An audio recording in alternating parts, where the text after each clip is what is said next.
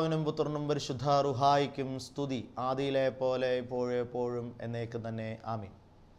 കർത്താവിൽ പ്രിയരെ, ഇന്നത്തെ ദൈവവചന ധ്യാനത്തിനും ചിന്തയ്ക്കുമായി നിങ്ങളുടെ ശ്രദ്ധയിലേക്ക് ക്ഷണിക്കുന്ന തിരുവചന ഭാഗം വിശുദ്ധ ലൂക്കോസിൻ്റെ സുവിശേഷം 6-ാം അധ്യായത്തിൻ്റെ 39 മുതൽ 42 വരെയുള്ള തിരുവചന ഭാഗമാണ്. വിശുദ്ധ ലൂക്കോസ് 6-ാം അധ്യായം 39 മുതൽ 42 വരെ. ക്രിസ്തു സംസാരിക്കുന്ന ഒരു ഉപമയാണ് ഈ വേദഭാഗത്ത് ഉള്ളത്. അതൊരു നീണ്ട ഉപമയായിട്ടല്ല, ഓരോ വരികളിലായി പറയുന്ന 2-3 ഉപമകൾ കോർത്തിണക്കിയാണ് ക്രിസ്തു ഇവിടെ സംസാരിക്കുന്നത്. എന്നാൽ ഈ പറയുന്ന 3 ഉപമകൾക്ക് ചില സമാനമായ സ്വഭാവങ്ങളുണ്ട്. അതിന് ഒരു ആകെത്തുകയായിട്ടുള്ള ഒരു സന്ദേശവുമുണ്ട്. നമുക്കത് ഒന്ന് മനസ്സിലാക്കാനായി ദയവായി ശ്രദ്ധിക്കാം. അവനൊരു ഉപമയും അവരോട് പറഞ്ഞു, കുരുടനെ വഴി കാണിക്കുവാൻ കഴിയുമോ? ഇരുവരും കുഴിയിൽ വീഴുകയില്ലയോ? ശിഷ്യൻ ഗുരുവിന് മീതെയല്ല, അഭ്യാസം തികഞ്ഞവനെല്ലാം ഗുരുവിനെ പോലെ ആകും. എന്നാൽ നീ സഹോദരൻ്റെ കണ്ണിലെ കരട് നോക്കുകയും സ്വന്തം കണ്ണിലെ കോൽ വിചാരിക്കാതിരിക്കുകയും ചെയ്യുന്നത് എന്ത്? അല്ല, സ്വന്തം കണ്ണിലെ കോൽ നോക്കാതെ സഹോദര നില്ല്, നിൻ്റെ കണ്ണിലെ കരട് എടുത്തു കളയട്ടെ എന്ന് സഹോദരനോട് പറയുവാൻ നിനക്ക് എങ്ങനെ കഴിയും?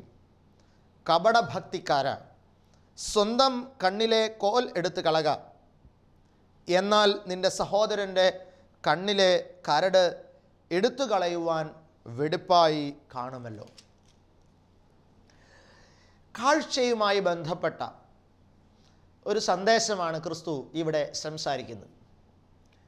കാഴ്ച ഒരു മനുഷ്യൻ്റെ ജീവിതത്തെ സംബന്ധിച്ചിടത്തോളം ഏറ്റവും വലിയൊരു അനുഗ്രഹമായി, ഒരു ഭാഗ്യമായി കരുതാവുന്ന ഒരു അനുഭവമാണ് കാഴ്ച.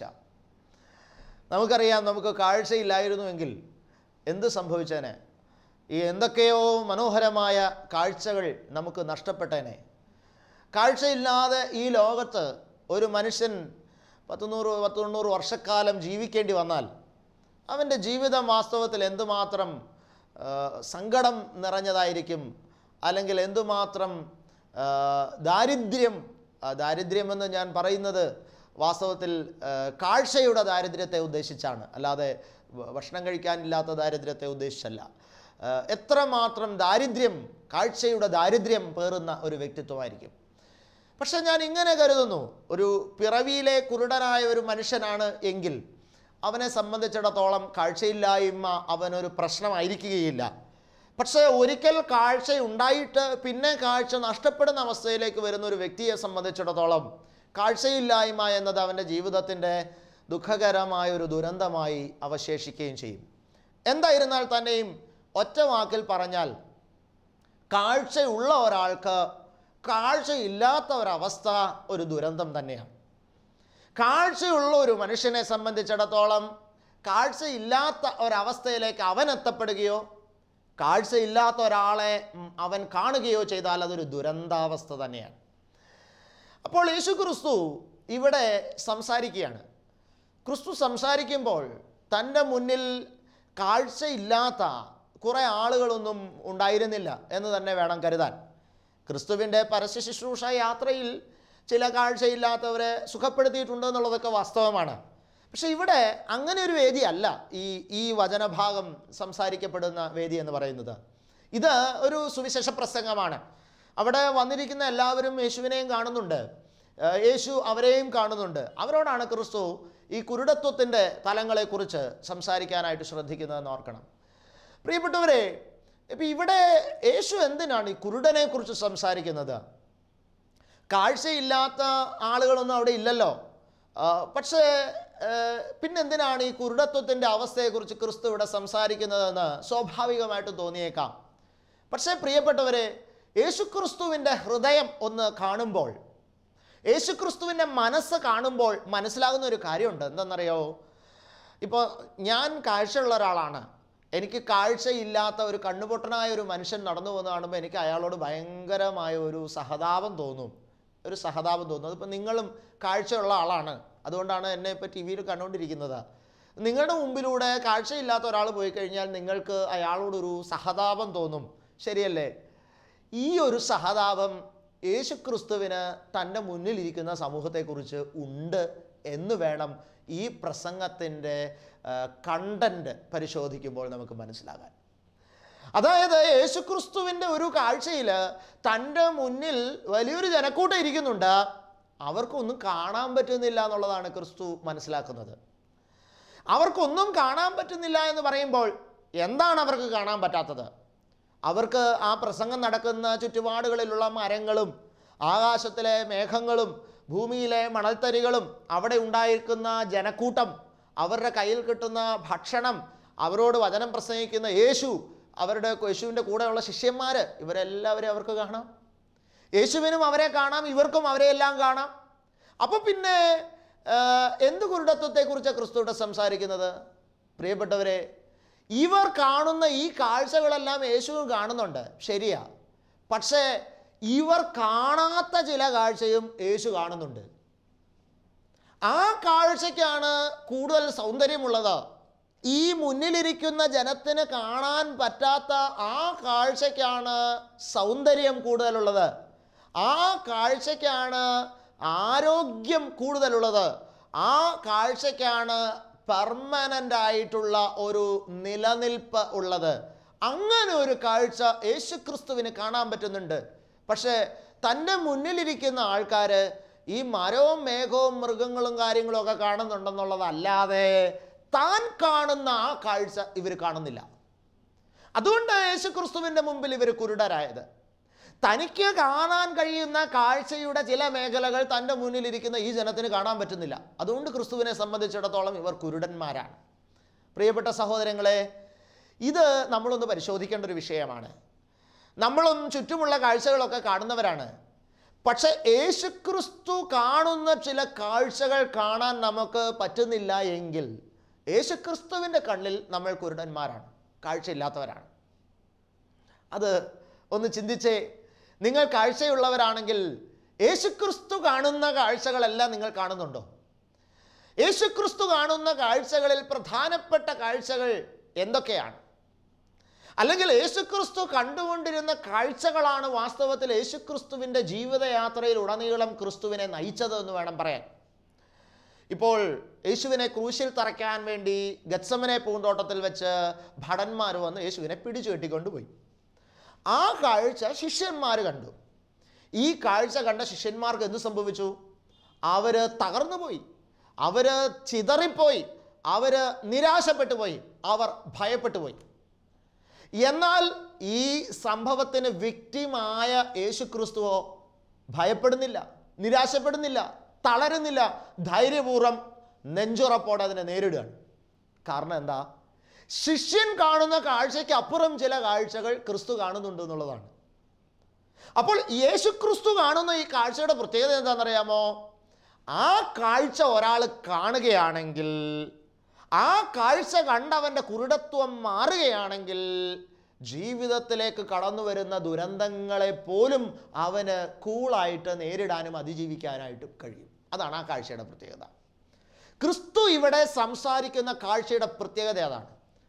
അത് ഈ ജനത്തിനില്ല.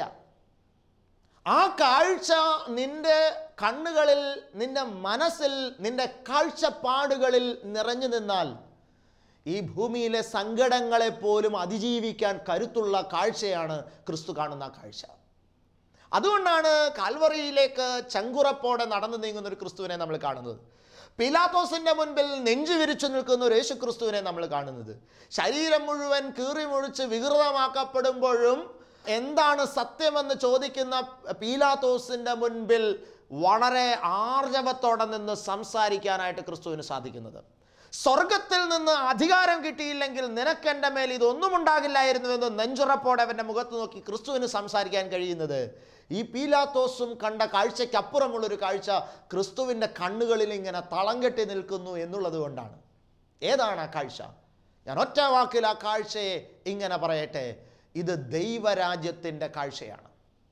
ഇത് ദൈവരാജ്യത്തിൻ്റെ കാഴ്ചയാണ്. ദൈവരാജ്യത്തെ കാണുക എന്ന് പറയുന്നൊരു കാഴ്ച. ദൈവരാജ്യം എന്ന കാഴ്ച കണ്ട് ജീവിക്കുന്ന ഒരനുഭവം. ആ ഒരു കാഴ്ച ഒരു വ്യക്തിയിൽ, ഒരു വിശ്വാസിയിൽ രൂപപ്പെടുന്നിടത്ത് മാത്രമാണ് അവൻ കുരുടനല്ലാതാകുന്നത്. യേശുക്രിസ്തുവിൻ്റെ കണ്ണിൽ, സ്വർഗത്തിൻ്റെ കണ്ണിൽ.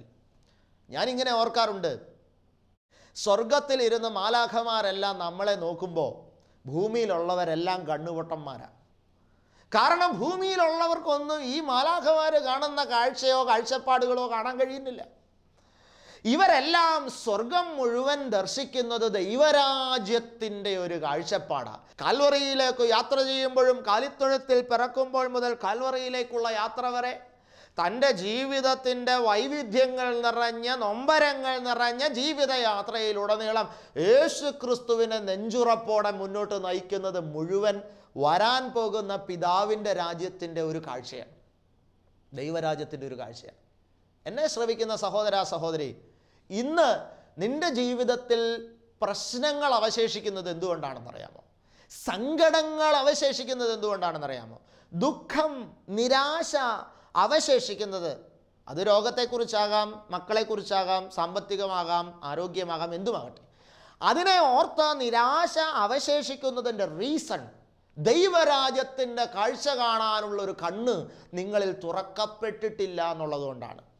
ഇന്ന് എത്ര ക്രിസ്ത്യാനികളിൽ ഈ കണ്ണ് തുറക്കപ്പെട്ടിട്ടുണ്ട്? ഗൗരവത്തോടെ പരിശോധിക്കപ്പെടേണ്ടതാണ് പ്രിയപ്പെട്ടവരെ. എന്നിട്ട് പറയുകയാണ്, ഇപ്രകാരം കുരുടനായ ഒരു മനുഷ്യൻ ദൈവരാജ്യത്തിൻ്റെ കാഴ്ചയോ ദൈവരാജ്യത്തിൻ്റെ കാഴ്ചപ്പാടുകളോ കാണാതെ അന്ധനായി ലോകത്തിൻ്റെ കാഴ്ചയും കാഴ്ചപ്പാടും കണ്ട് ജീവിക്കുന്നൊരു മനുഷ്യൻ എന്ത് സംഭവിക്കുന്നു? അവൻ വേറൊരുത്തനെ വഴി കാണിക്കാൻ നടക്കുവാണ്. അതാണ് ക്രിസ്തു അവതരിപ്പിക്കുന്ന സുപ്രധാനമായൊരു സന്ദേശം. ഹേ മനുഷ്യൻ, നിനക്കോ കാഴ്ചയില്ല, നീയോ ദൈവരാജ്യത്തിൻ്റെ കാഴ്ച കണ്ടല്ല ജീവിക്കുന്നത്, നിനക്കെങ്ങനെ മറ്റൊരുത്തനെ വഴി കാണിക്കാൻ കഴിയും? ഇതാണ് യേശു ക്രിസ്തു ചോദിക്കുന്ന ചോദ്യം. വഴി കാണിക്കുക, അതിനകത്തൊരു സന്ദേശമുണ്ട്. ആരാണ് വഴി? വഴി ക്രിസ്തുവാണ്. യേശു തന്നെ പറഞ്ഞല്ലോ, I am the way, I am the light, I am the truth. ഞാനാണ് വഴി. അപ്പോൾ വഴി കാണിക്കുക എന്ന് പറഞ്ഞാൽ ആരെ കാണിക്കുകയാ? അത് യേശുക്രിസ്തുവിനെയാണ് കാണിച്ചു കൊടുക്കേണ്ടത്. ഇന്നത്തെ ക്രിസ്ത്യാനി എന്നല്ല, യേശുക്രിസ്തുവിനെ വിശ്വസിക്കുന്ന, ആരാധിക്കുന്ന ഒരു മനുഷ്യനെ കുറിച്ച് ക്രിസ്തു ഉദ്ദേശിക്കുന്നത് എന്താണ്? അല്ലെങ്കിൽ അവൻ്റെ ഡ്യൂട്ടി എന്താണ്? അവൻ്റെ പ്രൈമറി കൺസേൺ എന്താണ്? അവൻ്റെ കൺസേൺ യേശുക്രിസ്തുവിനെ മറ്റുള്ളവർക്ക് കാണിച്ചു കൊടുക്കുക എന്നുള്ളതാണ്. സിമ്പിൾ. ഒരു ക്രിസ്ത്യാനി എന്ന് പറഞ്ഞാൽ ഇതാണ് അവൻ്റെ ഒരു അടിസ്ഥാന ഡ്യൂട്ടി. അവൻ ആരും ആകട്ടെ, അവന് എവിടെ ജോലി ചെയ്യുന്ന ആളും ആകട്ടെ, അത് അവൻ അച്ഛനാകണമെന്നൊന്നുമില്ല. അതിന് അവനൊരു സാധാരണ മനുഷ്യനാകട്ടെ, യേശുക്രിസ്തുവിൽ നിനക്ക് വിശ്വാസമുണ്ടോ? യേശുക്രിസ്തുവിനെ ആരാധിക്കുന്ന ആളാണോ നീ? നിനക്ക് ഡ്യൂട്ടി ഉണ്ട്, വഴി കാണിക്കൽ. നമ്മൾ അങ്ങനെ വഴികാട്ടികളാണ്. അപ്പോൾ ഈ ക്രിസ്ത്യാനിയെ ഉദ്ദേശിച്ച് ഈ വാക്ക് വാസ്തവത്തിൽ ഉപയോഗിക്കപ്പെടുക വഴികാട്ടി. ഞാനും നിങ്ങളും ക്രിസ്തുവാകുന്ന വഴിയെ മറ്റുള്ളവർക്ക് കാണിക്കാൻ നിയോഗിക്കപ്പെട്ടവനാണ്. പക്ഷേ എന്തു ചെയ്യാം? വഴി കാണിക്കാൻ നടക്കുന്ന നിനക്ക് കണ്ണില്ല, കണ്ണിന് കാഴ്ചയില്ല. ദൈവരാജ്യത്തിൻ്റെ കാഴ്ച നിൻ്റെ കണ്ണിലില്ല. നിൻ്റെ ജീവിതത്തെ നീ നേരിടുന്നത് അങ്ങനെയാണ്. ദൈവരാജ്യത്തിൻ്റെ കാഴ്ചയില്ലാതെ ലോകരാജ്യത്തിൻ്റെ കാഴ്ചയിലും കാഴ്ചപ്പാടിലും നിന്നുകൊണ്ടാണ് നീ നിൻ്റെ ജീവിതത്തെ ഫേസ് ചെയ്യുന്നത്, നീ നിൻ്റെ പ്രശ്നങ്ങളെ ഫേസ് ചെയ്യുന്നത്, നീ നിൻ്റെ പ്രൊഫഷൻ തിരഞ്ഞെടുക്കുന്നത്, നീ നിൻ്റെ ജോലി ചെയ്യുന്നത്, നീ നിൻ്റെ ഭാര്യയെയും മക്കളെയും നോക്കുന്നത്, നീ നിൻ്റെ കുഞ്ഞുങ്ങളെ വളർത്തി പഠിപ്പിക്കുന്നത്. ഇതെല്ലാം ദൈവരാജ്യത്തിൻ്റെ കാഴ്ച നോക്കിയാണോ ലോകരാജ്യത്തിൻ്റെ കാഴ്ച നോക്കിയാണോ? ലോകരാജ്യത്തിൻ്റെ കാഴ്ച നോക്കിയല്ലേ. സംശയം എന്താ വേണ്ടത്? ഒരു കുഞ്ഞ് ജനിച്ചാൽ ആ കുഞ്ഞ് വളർന്ന് മിടുക്കനായി പഠിച്ച് വളർന്ന് നല്ലവണ്ണം മാർക്ക് വാങ്ങിച്ച് ഏതെങ്കിലും ഒരു നല്ല ശമ്പളം കിട്ടുന്ന ഒരു പ്രൊഫഷണൽ കോഴ്സിൽ പോയി പ്രവേശിച്ച് നല്ലൊരു ജോലിക്കാരനായി പുറത്തിറങ്ങുക എന്ന സ്വപ്നമല്ല ഏതൊരു ക്രിസ്ത്യാനി അപ്പൻ്റെയോ ഉള്ളത്, ഏതൊരു ക്രിസ്ത്യാനി അമ്മയുടെ മനസ്സിലുള്ളത്? ഇവിടെ നീ കാണുന്നത് ദൈവരാജ്യത്തിൻ്റെ കാഴ്ചപ്പാടിലുള്ള സ്വപ്നമോ ലോകരാജ്യത്തിൻ്റെ കാഴ്ചപ്പാടിലുള്ള സ്വപ്നമോ? എന്നിട്ട് നീ പറയും ക്രിസ്ത്യാനിയാണ്, അതായത് വഴികാട്ടിയാണെന്ന്. ഞാനും നിങ്ങളും വഴികാട്ടികളാണ്. അതാണ് ക്രിസ്തു പറയുക. ഹേ കുരുടനായ മനുഷ്യ, ദൈവരാജ്യത്തിൻ്റെ കാഴ്ച കണ്ടുകൊണ്ട് സ്വന്തം ജീവിതത്തെ നയിക്കാൻ കഴിയാത്ത അന്ധനായ നിനക്ക് വേറൊരുത്തൻ എങ്ങനെ യേശുക്രിസ്തു ആകുന്ന വഴിയെ പറഞ്ഞു കൊടുക്കാൻ കഴിയും? ഈ ചോദ്യത്തിന് ഭയങ്കരമായ ഒരു കരുത്തുണ്ട്. ഈ ചോദ്യത്തിന് പ്രിയപ്പെട്ട സഹോദര, ക്രിസ്ത്യാനിയുടെ നെഞ്ചിന് നേരെ നീണ്ടുവരുന്നൊരു ബൂമറാങ് ആണ് ഈ ചോദ്യം എന്ന് വേണം പറയാൻ. എൻ്റെയും നിങ്ങളുടെയും നെഞ്ചിന് നേരെ ചാട്ടുള്ളി പോലെ തുളച്ചു കയറേണ്ട ഒരു വാക്കാണത്. നീ ക്രിസ്ത്യാനിയാണെന്ന് പറയുന്നു, നീ യേശു ക്രിസ്തുവിനെ കാണിച്ചു കൊടുക്കേണ്ടവനാണെന്ന് പറയുന്നു. ഹേ മനുഷ്യ, നിന്റെ സ്വന്തം ജീവിതത്തിൽ ദൈവരാജ്യത്തിൻ്റെ കാഴ്ച നിനക്ക് കാണാൻ പറ്റുന്നില്ല, ആ വെളിച്ചം നിനക്കില്ല. പിന്നെ നീ എന്തിൻ്റെ അടിസ്ഥാനത്തിലാണ് നീ യേശു ക്രിസ്തുവിനെ കാണിച്ചു കൊടുക്കാനുള്ള പണി നീ ചെയ്തുകൊണ്ടിരിക്കുന്നത്? എന്ത് സംഭവിക്കും? യേശു ക്രിസ്തു പറയാണ്, അങ്ങനെ കാണിക്കാൻ പോയാൽ രണ്ടുപേരും കൂടെ കുഴി വീഴുമെന്ന്. രണ്ടുപേരും കൂടെ കുഴി വീഴും. വഴികാട്ടി എന്ന് സ്വയം അഭിമാനിക്കുന്ന മനുഷ്യ, ക്രിസ്ത്യാനി എന്ന് സ്വയം അഭിമാനിക്കുന്ന മനുഷ്യ, നീ ഇന്ന് ചെയ്തുകൊണ്ടിരിക്കുന്നത് നീ വേറൊരുത്തനെ കൂടെ കുഴി വീഴിക്കുന്ന, നീയും വേറൊരുത്തനും കൂടെ ഒരുമിച്ച് കുഴി വീഴുന്ന ഒരവസ്ഥയാണ്. എന്നിട്ട് എന്ത് സംഭവിക്കും? അവസാനം ആ കുഴിയാണ് ദൈവരാജ്യം എന്ന് നീ വിചാരിക്കും. അതാണ് ഇനി വേറെ മാർഗ്ഗമുള്ളൂ. കുഴി വീണ് കഴിഞ്ഞാൽ പിന്നെ വേറെ കരകയറാൻ മാർഗ്ഗമില്ല. എന്നിട്ട് ആ കുഴിയാണ് ദൈവരാജ്യം എന്ന് നിനക്ക് പിന്നെ വ്യാഖ്യാനിച്ചു കൊടുക്കേണ്ടി വരും. കാരണം അവനെ പിടിച്ചോണ്ട് വന്നത് ദൈവരാജ്യം കാണിച്ചു കൊടുക്കാമെന്നും പറഞ്ഞോണ്ടാ, വഴിയാകുന്ന യേശുവിനെ കാണിച്ചു കൊടുക്കാമെന്നും പറഞ്ഞോണ്ടാ. നീയും വീണു, അവനും വീണു. അവസാനം അവൻ നിന്നോട് ചോദിക്കും, എടാവേ എവിടെ പോയി? എടോ താൻ എവിടെ? എന്നെ ദൈവരാജ്യം യേശുവിനെ കാണിച്ചു തരാമെന്ന് പറഞ്ഞ് വിളിച്ചിട്ട് ഇപ്പം എന്ത് ചെയ്യേ? അപ്പോൾ പിന്നെ പറയേണ്ടി വരും, നീ കിടക്കുന്ന ഈ കുഴിയാണ് ദൈവരാജ്യം എന്ന്. വേറെ ഓപ്ഷൻ ഇല്ല. പ്രിയപ്പെട്ടവരെ, ഗൗരവമായിട്ട് ചിന്തിക്കണം, ഗൗരവത്തോടുകൂടെ ചിന്തിക്കണം. എന്നിട്ട് യേശു ക്രിസ്തു അതിൻ്റെ അടുത്ത ഒരു ഉപമയിലേക്ക്, ഈ കാഴ്ചയുമായി സമാനതയുള്ള മറ്റൊരു ഭാഗത്തേക്ക് യേശു ക്രിസ്തു പോവുകയാണ്. എന്താ? നീ നിൻ്റെ സഹോദരൻ്റെ കണ്ണിലെ കരട് നോക്കുകയും സ്വന്തം കണ്ണിലെ കോൽ വിചാരിക്കാതിരിക്കുകയും ചെയ്യുന്നത് എന്ത്? അല്ല, സ്വന്തം കണ്ണിലെ കോൽ നോക്കാതെ സഹോദര നില്ല്, നിൻ്റെ കണ്ണിലെ കരട് എടുത്തു കളയട്ടെ എന്ന് സഹോദരനോട് പറയുവാൻ നിനക്കെങ്ങനെ കഴിയും? യേശുക്രിസ്തു ഇവിടെ അവതരിപ്പിക്കുന്ന കഥാപാത്രം, ആ കഥാപാത്രം വേറെ ആരുമല്ല, സ്വന്തം കണ്ണിൽ കോലിരിക്കുന്ന ഒരു കഥാപാത്രം. ഈ മനുഷ്യനെ ക്രിസ്തു ഇവിടെ അവതരിപ്പിക്കുന്നത് ഒരു സേവന സന്നദ്ധതയുള്ള ഒരു എന്താ പറയുക, ഒറ്റ വാക്കിൽ പറഞ്ഞ ഒരു സോഷ്യൽ വർക്കറായിട്ടാണ്. എങ്ങനെയാണ് ഇവൻ സോഷ്യൽ വർക്കറാവുക? ഇവൻ ഇങ്ങനെ നടന്നു പോകുമ്പോൾ വേറൊരുത്തൻ കണ്ണിലൊരു കോലൊക്കെ വെച്ചോണ്ടിരിക്കുന്നുണ്ട്. ഇവൻ അത് ശ്രദ്ധിക്കേണ്ട ആവശ്യമുള്ളതല്ല, ഇവനത് മൈൻഡ് ചെയ്യേണ്ട ആവശ്യമുള്ളതല്ല. അവൻ്റെ കണ്ണിൽ കോലിരിക്കുന്നതിന് ഇവന് ബുദ്ധിമുട്ടൊന്നും ഇല്ലല്ലോ, അതവിടെ ഇരുന്നോട്ടെ, ഞാൻ എൻ്റെ പണിക്ക് പോകുമെന്ന് വിചാരിക്കേണ്ട കാര്യമേ ഉള്ളൂ. പക്ഷേ എങ്കിലും ഇവനൊരു സോഷ്യൽ വർക്കർ ആയതുകൊണ്ട്, ഇവനൊരു ആർദ്രതയുള്ള മനസ്സുള്ളവനായതുകൊണ്ട്, മറ്റുള്ളവരെ സഹായിക്കാനുള്ള സേവന സന്നദ്ധതയുള്ളതുകൊണ്ട്, ഇന്നത്തെ നൂതന ഭാഷയിൽ പറഞ്ഞാൽ ഒരു ചാരിറ്റി മൈൻഡ് ഉള്ളവനായതുകൊണ്ട് ഇവൻ അടുത്ത് ചെന്നു, മറ്റവൻ്റെ അടുത്ത് ചെന്നിട്ട് അവനോട് പറയാണ്, സഹോദര നിൻ്റെ കണ്ണിലൊരു കോലിരിക്കുകയാണ്, അത് ഞാനൊന്ന് എടുത്തു കളഞ്ഞ് നിൻ്റെ കണ്ണിനെ ആ കോലിൻ്റെ പിടിയിൽ നിന്ന് സ്വതന്ത്രമാക്കി തരാം. ഞാൻ ചോദിക്കട്ടെ, ഇവൻ ചെയ്യുന്ന ഒരു നല്ല കാര്യമല്ലേ? ഇവൻ ചെയ്യുന്നത് ഒരു നല്ല കാര്യമല്ലേ? ഇവൻ അത് ചെയ്യേണ്ട ആവശ്യമുള്ളതല്ലല്ലോ, ഇവൻ അവൻ്റെ വഴിക്ക് പോകേണ്ട കാര്യമല്ലേ ഉള്ളൂ.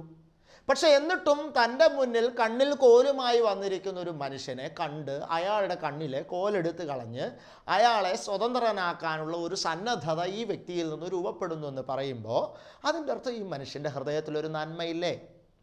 പക്ഷെ യേശുക്രിസ്തു പറയാണ്, ഹേ മനുഷ്യ, നിന്റെ കണ്ണി കോലിരിക്കുകയാണ്, ആ സമയത്ത് നീ മറ്റവൻ്റെ കണ്ണിലെ കരടെടുക്കുന്ന ചാരിറ്റി ചെയ്യാനായിട്ട്, സോഷ്യൽ വർക്ക് ചെയ്യാനായിട്ട് പോകാൻ നിനക്ക് എങ്ങനെ കഴിയും? എന്നിട്ട് അങ്ങനെ പോകുന്നവൻ ഒരു പേര് കൂടെ യേശുക്രിസ്തുവിടെ വിളിക്കുക, എന്താണെന്നറിയാമോ? കപടഭക്ത. കപടഭക്ത, നീ സ്വന്തം കണ്ണിൽ കോലിരിക്കെ മറ്റവൻ്റെ കണ്ണിലെ കരട് എടുത്ത് കളയുവാൻ നീ എന്തുകൊണ്ട് പോകുന്നു? കപടഭക്ത. കേട്ടോ? അപ്പോൾ സ്വന്തം മാനസാന്തരം, സ്വന്തം ജീവിതത്തിലെ തെറ്റുകൾ തിരുത്തുന്നതിന് ഗൗരവം കൊടുക്കാതെ ചാരിറ്റി ചെയ്യാൻ പോകുന്നതിനെ കുറിച്ചാണ് യേശുക്രിസ്തു സംസാരിക്കുന്നത്. നീ ചെയ്യുന്നത് നല്ല കാര്യമായിരിക്കാം, മറ്റേ സഹോദരന് പ്രയോജനം ഉണ്ടാകുന്ന കാര്യമായിരിക്കാം, അവൻ്റെ കുടുംബത്തിന് സ്വസ്ഥത ഉണ്ടാകുന്ന കാര്യമായിരിക്കാം, അവൻ്റെ രോഗം മാറുന്ന കാര്യമായിരിക്കാം, അവന് കഞ്ഞി കുടിക്കാൻ പണം കൊടുക്കുന്ന വിഷയമായിരിക്കാം, അവൻ്റെ മോളെ കെട്ടിച്ചു വിടുന്ന വിഷയമായിരിക്കാം. ശരി, എല്ലാം ചാരിറ്റി തന്നെ നല്ലത്. പക്ഷെ നിന്റെ കണ്ണിലെ കോലെടുത്തു കളയാതെ ചാരിറ്റി ചെയ്യാൻ പോകുന്ന നിന്നെ ഞാനൊരു പേര് വിളിക്കുന്നു, കപടഭക്തൻ. എന്നെ ശ്രവിക്കുന്ന സഹോദര സഹോദരി, ഞാനിത് പറയുമ്പോൾ എന്നോട് എത്ര പേര് യോജിക്കുമെന്ന് അറിയത്തില്ല. കാരണം ഇന്നത്തെ ആൾക്കാരെല്ലാം ജീവകാരുണ്യ പ്രവർത്തനം ചെയ്ത് സ്വർഗത്തിൽ പോകാനിരിക്കുന്നവരാണ്. ഇപ്പം എൻ്റെ മുന്നിൽ ഇരുന്ന് കേൾക്കുന്ന നിങ്ങളിൽ പലരുടെയും ആറ്റിറ്റ്യൂഡ് അതായിരിക്കും. ഭൂമിയിൽ കുറേ പാപമൊക്കെ ചെയ്ത് അതിന് പകരമായിട്ട് ഏതെങ്കിലും ഒരു അനാഥ മന്ദിരത്തിൽ ഒരു നേരത്തെ ഫുഡ് മേടിച്ച് കൊടുത്തു കഴിഞ്ഞാൽ സ്വർഗത്തിലേക്കുള്ള ഡോറ് തുറക്കുമെന്ന് പ്രതീക്ഷിച്ചിരിക്കുന്ന അച്ചായന്മാരും അമ്മച്ചിമാരും ഉണ്ട് എന്നെ കേൾക്കുന്നവരിൽ. ശ്രദ്ധിക്കണം പ്രിയപ്പെട്ട സഹോദരങ്ങളെ, വാതിൽ തുറന്ന് കിട്ടത്തില്ല.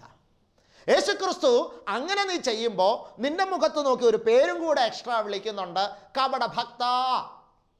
നിന്റെ മാനസാന്തരത്തിന് ശ്രദ്ധിക്കാതെ, നിന്റെ പാപത്തെക്കുറിച്ച് നിനക്ക് അവബോധമുണ്ടാകാതെ, നിന്റെ തെറ്റ് സ്വയം തിരുത്താതെ, നീ നടക്കേണ്ടുന്ന വഴിയിൽ നടക്കാതെ, നിന്റെ കണ്ണിലെ കോലെടുത്ത് കളയാതെ, നിന്നിൽ തിരുത്തേണ്ട നിന്റെ ജഡീക ലൗകിക ബലഹീനതകളെ ഉപേക്ഷിക്കാതെ, യേശുക്രിസ്തുവിൻ്റെ കൽപ്പനകൾ അനുസരിച്ച് നീ ജീവിക്കാതെ, ക്രിസ്തുവിനെ പൂർണ്ണ ഹൃദയത്തോടും പൂർണ്ണാത്മാവോടും പൂർണ്ണ മനസ്സോടും നീ സ്നേഹിക്കാതെ, നിന്റെ കയ്യിലുള്ള കാശുകൊണ്ട് നീ ചാരിറ്റി ചെയ്യാൻ പോയാൽ നിന്റെ പേര് കപടഭക്തൻ. സഹോദരങ്ങളെ, ഞാൻ നിങ്ങളോട് ചാരിറ്റി ചെയ്യേണ്ടെന്നൊന്നും പറഞ്ഞില്ല, ചെയ്തോ. പക്ഷെ ചെയ്തത് ജനുവിനാകണമെങ്കിൽ ആദ്യം നിന്റെ ജീവിതത്തെ തിരുത്തിയിട്ട് വേണം നീ ചാരിറ്റി ചെയ്യാൻ പോകാൻ. സ്വന്തം കണ്ണിലെ കോൽ കണ്ടെത്തണം. അത് വളരെ ഗൗരവമുള്ളൊരു വിഷയമാണ്. അതാണ് പ്രയോറിറ്റി കൊടുക്കേണ്ട വിഷയമെന്നാണ് യേശുക്രിസ്തു പറയുക. ആ പ്രവൃത്തി ചെയ്യാതെ നീ എന്ത് ജീവകാരുണ്യ പ്രവർത്തനം ചെയ്യാൻ പോയാലും നീ കപടഭക്തനായിട്ട് മാത്രമേ ക്രിസ്തുവിൻ്റെ നിഘണ്ടുവിൽ എണ്ണപ്പെടുകയുള്ളൂ. അപ്പോൾ സത്യത്തിൽ നമ്മളുടെ ശുദ്ധീകരണം ശ്രദ്ധിക്കാതെ, നമ്മുടെ ദൈവകൽപ്പനയുടെ അനുസരണയുള്ള ജീവിതം ശ്രദ്ധിക്കാതെ, മറ്റവനെ സഹായിക്കാൻ, സഹോദരനെ സഹായിക്കാൻ, പാവപ്പെട്ടവനെ സഹായിക്കാൻ പോകുന്ന എല്ലാവർക്കും സ്വർഗത്തിൽ വാതിൽ തുറക്കപ്പെടുമെന്ന് പ്രതീക്ഷിക്കുന്നു. പക്ഷേ വാതിലല്ല തുറക്കപ്പെടുക, പുതിയൊരു പേരും കൂടെ നിങ്ങളുടെ സർവീസ് ബുക്കിൽ അവിടെ ആഡ് ചെയ്യപ്പെടുകയാണ്, കപടഭക്തൻ. സഹോദര സഹോദരി, സ്വന്തം മാനസാന്തരത്തെ കവിഞ്ഞ്, സ്വന്തം ജീവിതത്തിൻ്റെ ശുദ്ധീകരണത്തെ കവിഞ്ഞ്, എൻ്റെ ജീവിതത്തിൻ്റെ ദൈവഹിതത്തിനൊത്തുള്ള യാത്രയെ കവിഞ്ഞ് ഇമ്പോർട്ടൻസ് ഉള്ള ഒരു കാര്യവും ഒരു ക്രിസ്തു വിശ്വാസിക്ക് ഈ ലോകത്തിലില്ല. ഇത് തിരിച്ചറിയണം. എൻ്റെ ജീവിതത്തിൻ്റെ കൽപ്പനാനുസൃതമായ ജീവിതം, ദൈവം എന്നോട് കൽപ്പിച്ചിട്ടുള്ളത് അനുസരിച്ചുള്ള ജീവിതം, അതിനപ്പുറം ഗൗരവം കൊടുക്കേണ്ട ഒരു വിഷയം ഒരു പച്ചയായ ക്രിസ്ത്യാനിക്കില്ല. പ്രിയപ്പെട്ടവരെ, അത് കഴിഞ്ഞിട്ടേ ബാക്കിയെല്ലാം ഉള്ളൂ. ജീവകാരുണ്യ പ്രവർത്തനങ്ങളുള്ളതെല്ലാം അത് കഴിഞ്ഞിട്ടേ ഉള്ളൂ. ഇത് വേണ്ടെന്നല്ല ഞാൻ പറഞ്ഞത്, ഞാൻ ആവർത്തിക്കുന്നു. ഇത് കഴിഞ്ഞിട്ട് എന്നിൽ തിരുത്തപ്പെടേണ്ടത് തിരുത്തുക എന്ന പ്രവൃത്തി കഴിഞ്ഞിട്ടാണ് മറ്റതുള്ളൂ. അതല്ലാതെ ഇത് ചെയ്താൽ നീ കപടഭക്തനായി എണ്ണപ്പെടും. വളരെ ശക്തമായി കർത്താവ് പറയാണ്. എന്നിട്ട് കർത്താവ് ഇവിടെ പറയാണ്, നീ ചാരിറ്റി ചെയ്തോ, കുഴപ്പമൊന്നുമില്ല. ഇതെങ്ങനെയാണ് ക്രിസ്തു പറഞ്ഞ് അവസാനിപ്പിക്കുന്നതെന്നറിയാമോ? കപടഭക്ത, മുമ്പേ സ്വന്തം കണ്ണിലെ കോലെടുത്ത് കളയുക, എന്നാൽ സഹോദരൻ്റെ കണ്ണിലെ കരടെടുത്ത് കളയുവാൻ വെടിപ്പായി നിനക്ക് കാണാമല്ലോ. അതാണ് ക്രിസ്തു പറയുന്നത്. എന്ന് പറഞ്ഞാൽ എന്താണ് പ്രിയ സഹോദര? നിന്റെ ക്ലിയർ വിഷൻ, അതിനെക്കുറിച്ചാണ് ക്രിസ്തു സംസാരിക്കുക. നിൻ്റേത് ക്ലിയർ വിഷനായി മാറണമെങ്കിൽ നിൻ്റെ കണ്ണിലെ കോല്, നിൻ്റെ ശുദ്ധീകരണം നടക്കണം. ക്ലിയർ വിഷൻ, ഇതിന് ഈ ക്ലിയർ വിഷൻ എന്ന് പറയുന്ന ഇംഗ്ലീഷ് പദത്തിന് ഒരു ബാഹ്യമായ മീനിങ്ങും ഉണ്ട്, ഒരല്പം ആഴമായ മീനിങ്ങും ഉണ്ട്. വിഷൻ എന്ന് പറയുന്ന പദത്തിന് നമുക്കറിയാമല്ലോ, അതിന് കാഴ്ച എന്ന ഒരു ആക്ഷരികമായ അർത്ഥവും കൊടുക്കാം. വിഷൻ എന്ന് പറയുന്നതിന് കാഴ്ചപ്പാട് എന്ന് പറയുന്ന ഒരു തീവ്രമായ അർത്ഥവും കൊടുക്കാം. ക്ലിയർ വിഷൻ എന്ന് പറയുന്നത് എന്താണ്? എൻ്റെ കാഴ്ചപ്പാടിൻ്റെ ക്ലാരിറ്റി, എൻ്റെ നിലപാടുകളുടെ ക്ലാരിറ്റി, എൻ്റെ നിലപാടുകളുടെ വ്യക്തത, എൻ്റെ നിലപാടുകളുടെ പിന്നിലുള്ള വെളിച്ചം, ഇതെല്ലാം കൃത്യതയുള്ളതായി പരിണമിക്കുന്നത് എവിടെയാണ്? നിൻ്റെ കണ്ണിലെ കോലെടുത്ത് കളഞ്ഞുകൊണ്ട് നീ അതിനെ അപ്രോച്ച് ചെയ്യുന്നിടത്താണ് അത് ലഭ്യമാവുകയുള്ളൂ. വളരെ ശക്തമായ ഒരു ഒരു ഒരു തോട്ട് പ്രൊവോക്കിംഗ് ആയിട്ടുള്ള ഒരു സന്ദേശമാണ് ക്രിസ്തു വാസ്തവത്തിൽ ഇതിലൂടെ നൽകാൻ ശ്രമിക്കുന്നത്. സഹോദര, കണ്ണിലെ കോലെടുത്ത് കളയാതെ നീ പ്രവർത്തിക്കുന്നതെല്ലാം ക്ലിയർ വിഷൻ അല്ലെന്നാണ്. നിൻ്റെ വിഷൻ ക്ലിയർ വിഷൻ അല്ല. അത് കാഴ്ചയുമായി ബന്ധത്തിലല്ല ഞാൻ പറയാം, കാഴ്ചപ്പാടുമായിട്ടുള്ള ബന്ധത്തിലാണ് പറയാം. സ്വന്തം ശുദ്ധീകരണത്തിന് ഊന്നൽ കൊടുക്കാതെ മറ്റവനെ സഹായിക്കാൻ നടക്കുന്നവൻ്റെ കാഴ്ചപ്പാടിൽ വൈകല്യമുണ്ടെന്നാണ് ക്രിസ്തു സംസാരിക്കുക. പ്രിയപ്പെട്ടവരെ, നമുക്ക് ഹൃദയം തുറക്കാം. നമ്മുടെ കാഴ്ചയും കാഴ്ചപ്പാടും ക്ലാരിറ്റി ഉള്ളതായി മാറാം. അതിന് സ്വന്തം കണ്ണിലെ കോലെടുത്തു കഴിഞ്ഞ് ദൈവരാജ്യത്തിൻ്റെ കാഴ്ച കണ്ട് ജീവിക്കുന്ന ഒരു സത്യക്രിസ്ത്യാനിയായി, യഥാർത്ഥ ക്രിസ്തു ശിഷ്യനായി, കാഴ്ചയുള്ളവനായി, യേശുക്രിസ്തുവിൻ്റെ കണ്ണിൽ ഞാൻ കാഴ്ചയുള്ളവനായി പരിണമിക്കുവാൻ ദൈവത്തിൻ്റെ പരിശുദ്ധാത്മാവി സന്ദേശത്തിലൂടെ നിങ്ങളെ മുഖാന്തരമാക്കട്ടെ എന്ന് ആശംസിക്കുന്നു. നമുക്ക് പ്രാർത്ഥിക്കാം. കരുണാസമ്പന്നനായ തമ്പുരാനെ, ഞങ്ങളുടെ കാഴ്ചകളെയും കാഴ്ചപ്പാടുകളെയും അവിടുന്ന് തെളിയിക്കണമേ. ഞങ്ങളുടെ ഹൃദയത്തെ അവിടുത്തെ ചൈതന്യം കൊണ്ട് ജ്വലിപ്പിക്കണമേ. ദൈവരാജ്യത്തിൻ്റെ കാഴ്ച കണ്ട് ജീവിച്ച് സ്വർഗീയ സ്വാതന്ത്ര്യം സ്വന്തമാക്കുവാൻ, ഞങ്ങളുടെ ഈ ലോക ജീവിതത്തിൻ്റെ ഭൗമിക ദുഃഖങ്ങളെ ദൈവരാജ്യത്തിൻ്റെ കാഴ്ചയിൽ അതിജീവിക്കുവാൻ ഞങ്ങളുടെ ഹൃദയങ്ങൾക്ക് വെളിച്ചം പകരണമേ. പരിശുദ്ധ മാതാവേ, വിശുദ്ധന്മാരെ പ്രാർത്ഥിക്കണമേ. പിതാവിൻ്റെയും പുത്രൻ്റെയും പരിശുദ്ധാത്മാവിൻ്റെയും നാമത്തിൽ തന്നെ. ആമേൻ.